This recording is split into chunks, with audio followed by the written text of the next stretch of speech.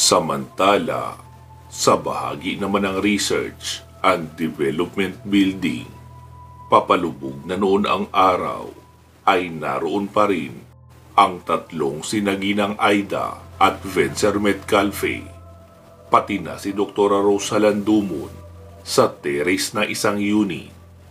Nakasilip sila sa ibaba kung may paparating na ba sa grupo ni Lino. Mudrakels, bakit wala pa sila? Paano na yung sample na serum ni Dr. Rose? Paano kung wala silang mahanap? Sabi naman ni Ginang Aida. Hindi ko alam ang sagot sa tanong mong iyan, anak. Pero ipagdasal na lang natin na magtagumpay sila sa kanilang misyon. Sila na lang ang huling pag-asa ng buong Pilipinas. Kung wala silang makukuhang sample ng virus na iyon, hindi makakagawa ng antidote si Dr. Rose. Nilingon naman ni Ginang Aida si Dr. Rose. Sis, anong iniisip mo? Bakit tahimik ka masyado? Hindi ko alam, sis, pero kinakabahan ako. Parang nasa panganib ang anak kong si Roy eh.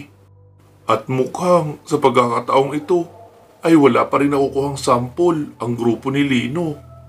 Mukhang mabibigo tayo na pigilan ang pagkalat ng virus sa buong bansa. Anong gagawin natin, sis? Tanong naman ni Ginang Aida. Saglit na nag-isip si Dr. Rose bago sumagot. Sis, sundan natin sila. Dali natin ang mixer at iyong serum na nagawa ko at ilang kemikal na kailangan para sa paggawa ng antidote. At least kapag naroon na tayo sa malapit sa kanila, ay madali tayo makakagawa ng antidote. Kung sakaling may nakuha na silang sample. Sabi naman ni Vencer, papaano ang mga infected, doktora? Sa tingin ko ay kakaunti na lang naman sila. Kaya na natin silang labanan kung paisa-isa lang naman at hindi na lalampas sa 5 ang makakasalubong natin. Mas mabuti na yung may gawin tayo kaysa maghintay na lang kung makakabalik pa ba sila o hindi na. Sabi naman ni Ginang Aida. Sa bagay, sis, may punto ka sa mga sinasabi mo. Game ako dyan. Laban akong laban. Labanan hanggang kamatayan para sa inang bayan. Sabi naman ni Vencer. Aba, Mudra, feel na feel mo ang speech mo ha. Anong tingin mo? Anong tingin mo sa sarili mo? Ikaw si Gabriela Silang? Hindi, anak. Ako ngayon si Gabriela Sagang. Dahil kailangan kong masagang lahat ng kagat ng mga infected para manatili tayong buhay. Hooray tayo dyan, Mudrakels! Ano pang hinihintay natin? Tara na, mag-impake na tayo. Sabi naman ni Ginang Aida. Doktora Rose, sige na, gagawin na natin yung balak mo. Susunod tayo sa kanila. Kaya, ihanda mo na ang mga kemikal at mixer na kailangan mo. Ikaw na ang magdadala noon. Kami ni Vencer ang gagamit ng armas. Kami ang puprotekta sa iyo. Tumango si Dr. Rose at agad pumasok sa kanilang unit at inihanda ang kanilang mga dadaling gamit. Maging sina Ginang Aida at Vencer ay pumasok na rin at inihanda ang itak, tubo na may kutsilyo ang dulo at baril. Naglagay rin sila ng karton sa braso at binalutan ng masking tape para kung sakaling makagat man sila ay doon lang sa karton at hindi kaagad sa kanilang balat. Balot na balot din sila sa kanilang suot na pantalon, t-shirt at leather jacket, nakaboots na sapatos rin. Ilang saglit pa ay sinabi ni Ginang Aida, Ano sis, ready ka na? Oo sis, ready na ako. Di sige tara na, sa likod ka namin pumesto ha. Vencer, tignan mo ang likuran natin. Baka naihapunan na ng mga infected si Dr. Rose. Wala pa tayong kamalay-malay. Copy that, Mudrakels. Ha? Anong nangyari sa'yo? Bakit bigla kang naging lalaki? Hindi, Mudrakels. This is my game face. Tonight, we will dine in hell. Wag naman anak. Mas masarap pa rin naman yata maghapunan dito kaysa doon sa hell na sinasabi mo. Mudrakels naman eh. Narinig ko lang naman yun doon sa mga Spartans sa palabas na 300. So, mga tsinelas tayo? Spartan? Spartans po. Mga warrior yun, hindi tsinelas na Spartan. Ah, ganun ba? Kung saan-saan ka pa kasi kumukuha ng reference, hindi ko naman yun napanood. Tara na. Uwi ka ni Ginang Aida at nauna na sa paglabas ng unit.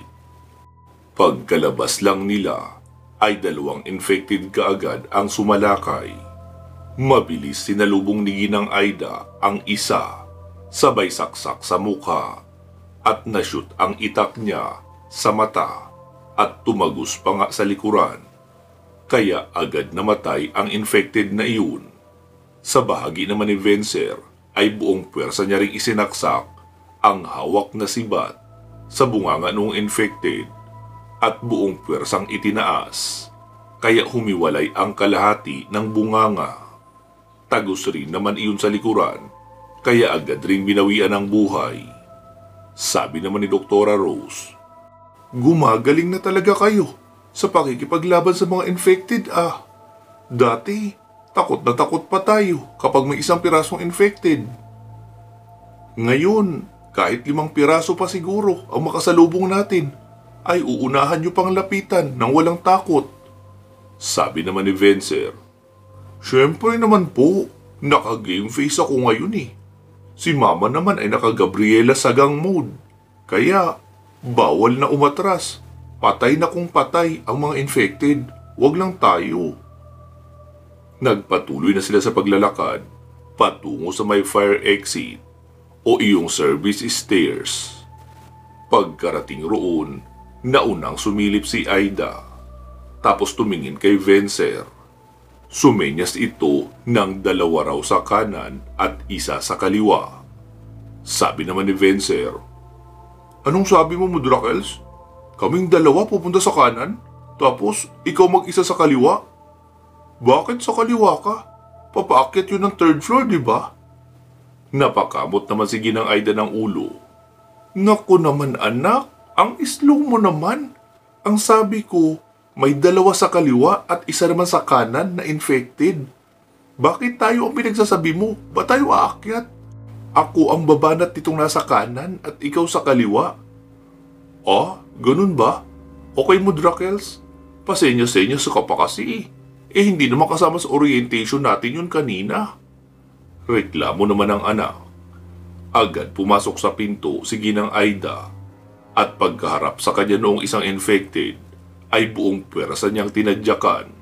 Sapul iyon sa dibdib at nahulog sa railings ng hagdan pa ibaba. Tumama pa iyon sa mga gilid, kaya naman bali-bali na rin noong makarating sa pinakababa. Noong malingunan naman siya ng isa pang infected ay agad niya yung sinaksak sa mukha, pero nakailag, kaya umikot siya at pwersado iyong tinagpas sa leeg. Naputol iyon at lumaylay. Sa kanya sinipa ang katawan na lumaglag rin paibaba ng hagdan hanggang sa basement floor. Si Vencer naman ay tinadyakan ang ibaba kaunti ng tuhod noong infected, kaya nabali iyon at napayuko. Sa kanya naman sinaksak noong kanyang hawak na sibat ang bibig. Tinadyakan niya rin iyon para maalis ang pagkakabao ng sibat at inihulog rin pa ibaba. Akala nila ay iyon lang ang mga infected na naroon, pero meron pa pala. Magkakasunod ang 8 mga infected mula sa ibabang palapag na tumatakbo pa paakyat. Anak, papalampasin ko ang iba ha, para ikaw ang bumanat. Galingan mo ha, dahil kung hindi, mangyayari talaga yung sinasabi mong, tonight we will dine in hell. Opo naman, Mudra. Sisiguraduhin kong dito pa rin sa mundong ibabaw tayo maghahapunan. Wika ni Vencer na talagang bumangis na ang itsura at napapag-growl pa nga kaunti sa panggigigil. Pagkarating ng isang infected kay Ginang Aida, ay agad niyang sinalag ang kalmot noon at sinaksak ang lalamunan gamit ang itak. Kaya noong makalapit ang kasunod ay hindi niya pa masalag dahil nakabaon pa ang itak niya. Kaya yumuko siya at saktong nasa likuran niya si Vencer. Agad iyong sinaksak ni Vencer sa mukha at tinadyakan, kaya nahulog iyon. Saka palang itinulak ni Ginang Aida ang una niyang nasaksak. Noong may papalapit uli ay inilaga ni Ginang Aida ang kalmot at pinasan ang infected sabay inihulog sa hagdan. Wow, Mudrakels! Resting mania na ang peg ah! Mamaya ka na magpig dyan anak, laban na muna, may papigpig ka pa eh. Saway ni Ginang Aida at buong pwersang pinagtatagpas ang bawat kamay ng infected na umaabot sa kanya. Sa pagtutulungan nila Ginang Aida at anak na si Vencer, ay nagawa nilang matalo ang 8 sumalubong sa kanila ng mga infected. Ipinagpatuloy nila ang pagbaba sa hagdan hanggang sa makarating sa ground floor. Sabi naman ni Dr. Rose, magtubig muna kayo mga sis, pampakalma. Wika noon, sabay abot ng galon. Agad nagsiinom ang mag-ina, tapos ibinalik kay Dr. Rose ang galon. Muling sumilip si Ginang Aida sa labas, tapos pumasok. Ano Mudra, bakit bumalik ka? Para sabihin sa inyo na wala akong nakikitang infected.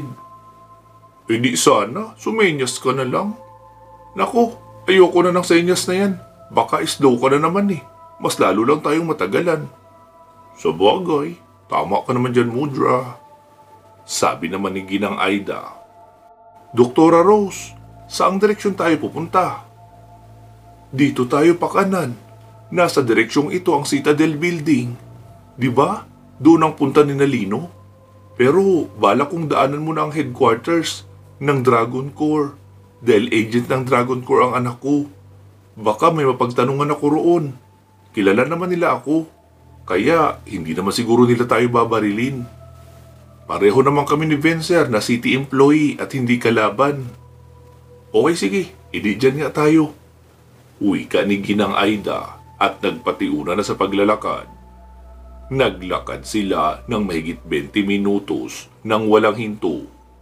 Sis, napansin mo? Walang kahit isang infected na pakalat-kalat. Uwi ka ni Dr. Rose. Sabi naman ni Ginang Aida. Baka naroon silang lahat sa Citadel Building. Di ba? Kanina pa may putukan roon. Malamang natawag na nila ang lahat ng infected kaya naroon lahat. Iyong mga naroon lang sa building ang naiwan dahil hindi nakalabas. Nagpatuloy pa sila sa paglalakad ng mga 15 minutos hanggang sasabihin ni Dr. Rose, Sis, ayan na ang Dragon Corps building. Okay sige sis, ganito ang plano. Ako ang mauuna. Sa gitna ka. Tapos sa hulihan ka Vencer. Bantayan mo ang likuran natin ha. Paatras lang ang pagsunod mo. Copy that Mudra. Sagot ni Vencer na sobrang seryoso ng mukha at talagang tahimik na nakikiramdam sa paligid. Mudra, maraming dead sa labas. Mga sundalo ng Dragon Corps sila. Hayaan mo na lang kung hindi naman gumagalaw. Nakita nila ang isang katawan na nakabalot sa isang kurtina. Anak, huwag mo nang kilalanin. Baka bigla pa yung mabuhay. Mahirap na. Hayaan mo na lang siyang mamahinga dyan. Sumunod ka na rito. Okay. Mananakot pa eh. Kinakabahan na nga ako. Sagot naman ni Vencer. Pagkarating sa itaas o sa ikalawang palapag, ay nagkalat ang kagamitan at mga papel sa paligid. Hanggang sa mapansin nila ang isang saradong silid. Anak, may nakasulat to, office daw. Kaso nakalak. Don't worry Mudra, kaya yan ang powers ko buksan. Sagot ni Vencer at kinuha ang kanyang ATM card. Tapos sinimulang isiksik sa gilid ng doorknob.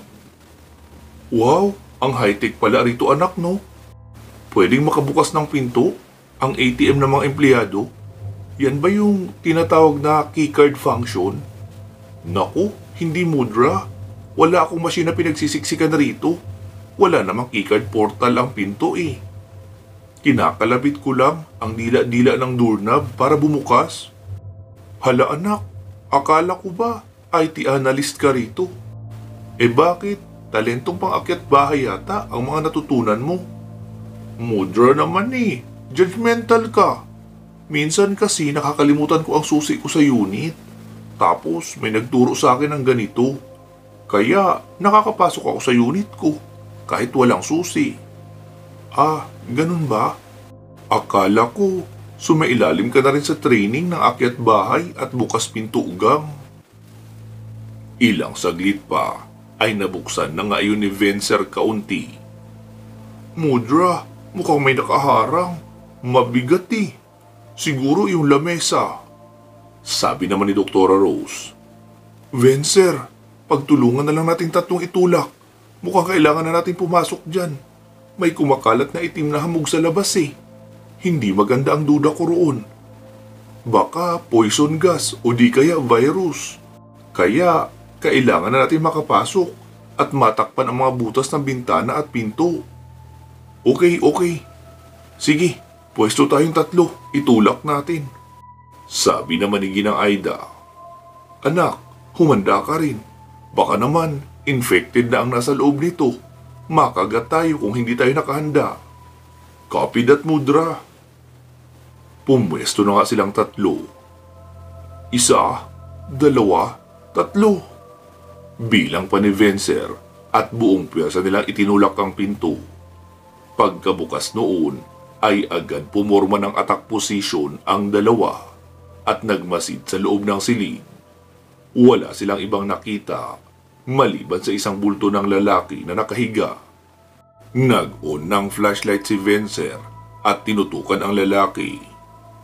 Mudra, mukhang buhay pa siya, pero marami siyang sugat sa mukha.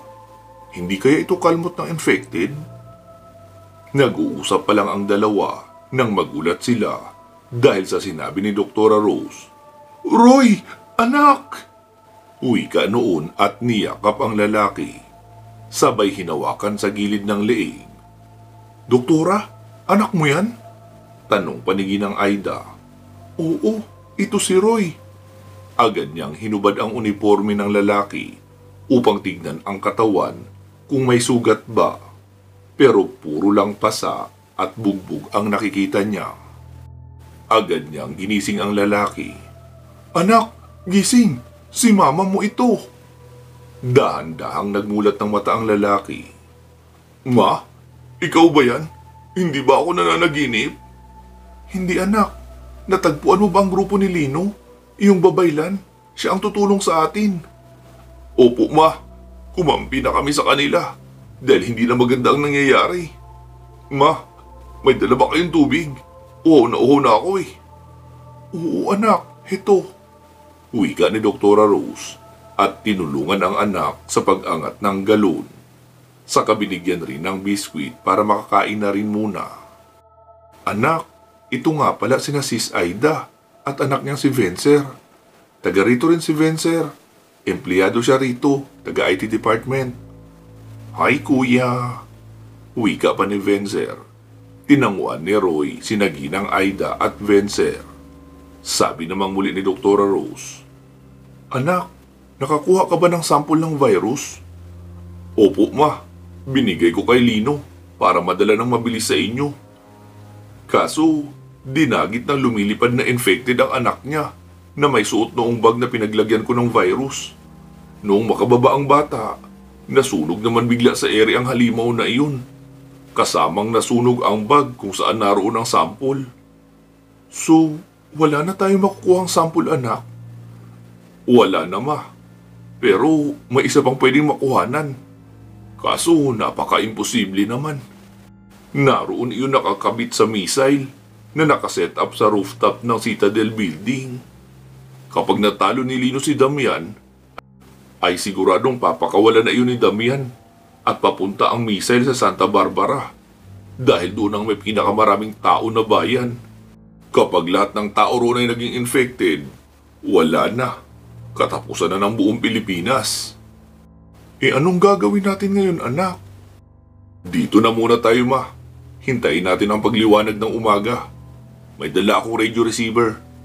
Kukontakin ako ni Lino rito kung sakaling buhay pa siya bukas. Kaya dito na tayo maghintay.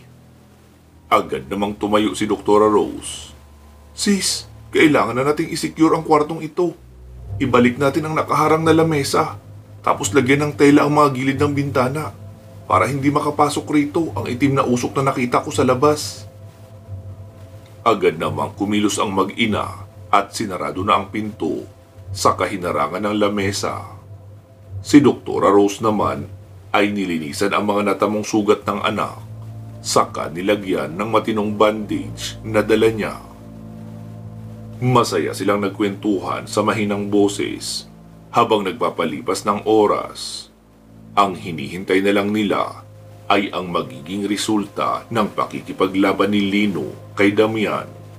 Kung makukuha ba noon ang nag-iisang sample ng mutagen virus para mailigtas ang buong bansa na maging zombie-infected country. Atin namang alamin ang naging karanasan ng magninong na sina Mang Magno at Rigor. Ito na ang huling laban bago ang pang-grand finale na laban sa pagitan ni Lino at ng mga nakaabang sa kanya sa loob ng Citadel Building. Ninong, masyado na tayong matagal rito. Parang nauubusan na ako ng lakas eh. Gusto ko nang umuwi sa atin at magbabad sa dagat ng matagal. Tsaka matulog na rin sa cottage. Parang hindi ko na matatagalan ang mga nangyayari rito. Kaliwat kanan may patay. Tapos ang buong lugar ay parang nasa loob lang ng bangungot. Mga abandonadong bahay at gusali. Ang hirap tiisin sa dibdib. Alam ko yan, anak. Pero kapag hindi natin na ipanalo ang laban rito, ay hindi lang dito sa Vinictican City ang magiging mundo ng bangungot, kundi buong Pilipinas. Tayo na ang huling proteksyon ng mga tao laban sa virus na ito. Basta tandaan mo, huwag kang matatakot kahit ano pang kakayahan ng makakaharap nating kalaban rito. Kung mamamatay ka, ay mamamatay rin ako. Hindi kita iiwanan kahit anong mangyari. Lalaban tayo hanggang sa dulo.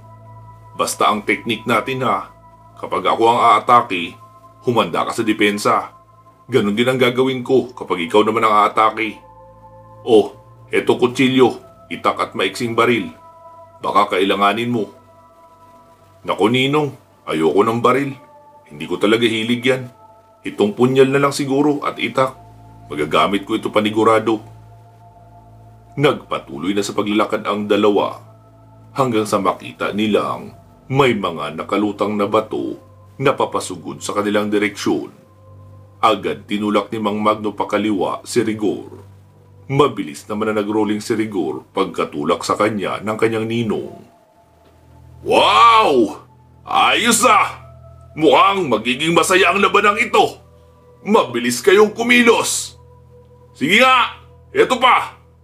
Wika noong isang lalaki na nasa unahan, sabay kumpas paturo sa dalawa. Mga putol-putol na kahoy naman ang sumirit papunta sa kanila. Sabi naman ni Mang Magno, Anak, hindi pwedeng puro lang tayo ilag. Depensa kasabay ng atake ang gagawin natin. Halika rito. Barrier, lupa at tigal po. Ngayon na! Agad lumapit si Rigor sa kanyang ninong. Naghawak sila ng kamay. Inilapat ni Rigor ang kanyang kamay sa lupa at biglang nagkaroon ng lindol. Si Mang Magno naman ay nakataas ang kamay at bumuo ng barrier. Kaya hanggang sa barrier lang ang narating ng mga kahoy. Ang kalaban naman ay hindi makatayo ng tuwid habang humahanap ng balanse, gawa ng pag-uga ng lupa. Pero bago pa siya makakuha ng panimbang, ay nakakumpas na ng paturo sa kanya ang magninong na nagpalabas ng isang pinagsamang tigalpo. Kaya tumalsik papalayo ang lalaking iyon at tila nagkapunit-punit ang damit at nagkaroon din ng lapnos. Dahan-dahang tumayo ang lalaki. Makikitang punit ang damit noon kaya pinunit na lang ng tuluyan. Doon na lumantad sa kanila ang napakaraming tattoo noon. Inilugay rin ang mahabang buhok noon na medyo kulot. Pero kahit sa itsurang mahabang buhok ay mas lalo iyong nagmukhang mabangis. Dumudura-dura pa iyon ng dugo bago nagsalita. So, mga antingero pala kayong dalawa. Ako nga pala si Saiko. Isa rin ako antingero. Kaso, sa tulong na rin ng eksperimento nila Damian, kaya masasabi kong malayo na ang narating ng kapangyarihan ko. Gusto ko lang namang malaman kung anong klaseng kalaban kayo. Kaya agad ako nagbato ng atake. Anong mga pangalan nyo? Sabi naman ni Mang Magno. Ako si Magno. Ito naman si Rigor, inaanak ko. At oo, mga antingero nga kami. Mga simpleng antingero na nais protektahan ang mga walang laban at inosente. Ah, ganun ba? Wala akong pakialam sa mga tao o sa mga inosenteng yan. Sa simula lang naman sila inosente kapag wala pa silang laban. Pero kapag sila na ang makakita ng pagkakamali mo, makakalimutan nila lahat ng magagandang bagay na ginawa mo para sa kanila at ituturing kang salot at masama. Kaya noong alukin ako ni Damian na maglingkod sa kanya, ay hindi na ako tumanggi pa. Alam nyo ba, noong isa pa akong albularyong manggagamot, halos hindi ako makakain ng kanin at matinong ulam. Ang sabi kasi ng lolo ko, bawal kami tumanggap ng bayad dahil pagtulong sa kapwa ang ginagawa namin. Kaya ako na rin ang nagtatanim ng kamuting kahoy na kinakain ko. Pero anong nangyari? Minalit ako ng mga tao dahil mahirap lang daw ako. Paano naman ako yayaman kung halos araw-araw may nagpapagamot?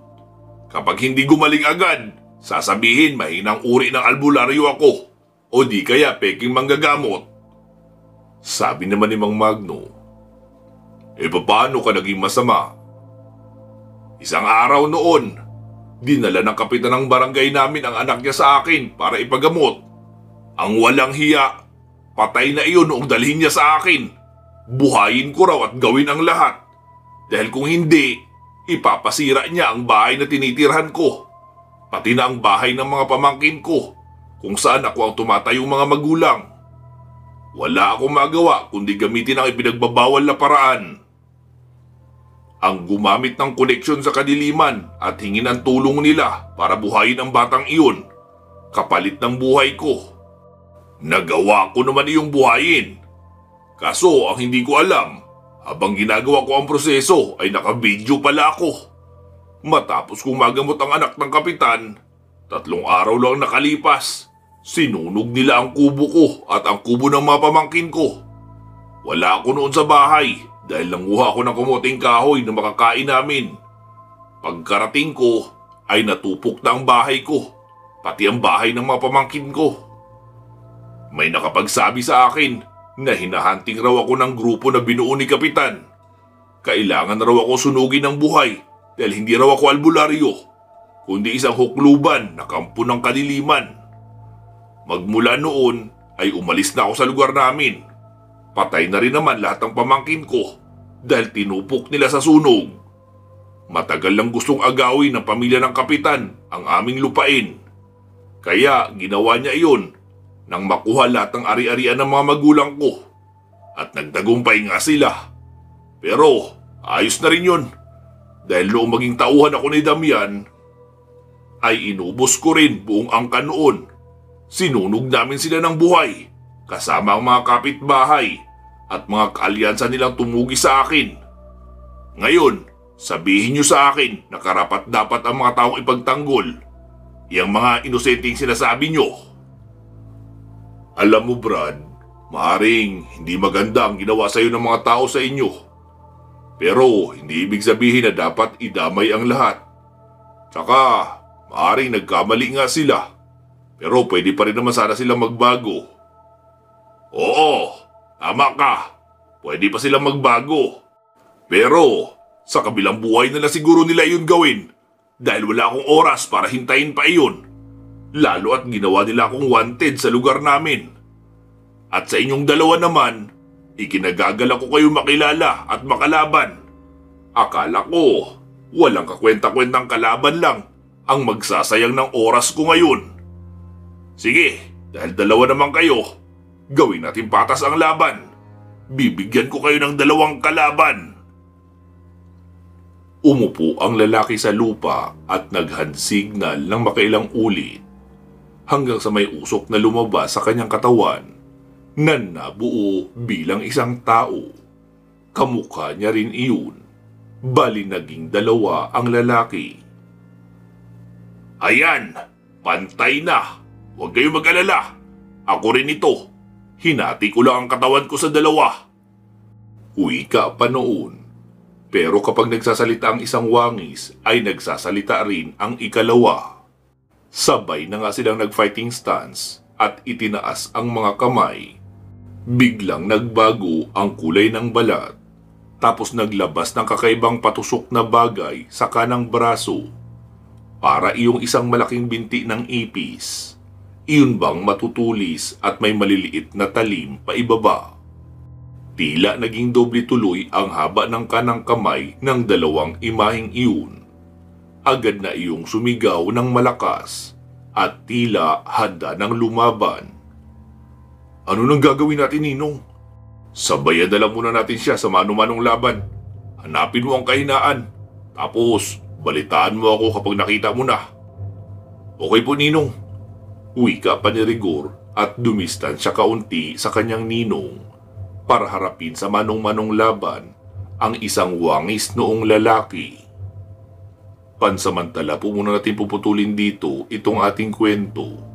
Magsama-sama po tayong muli sa part 299. Mag-iingat po kayo palagi at hanggang sa muli.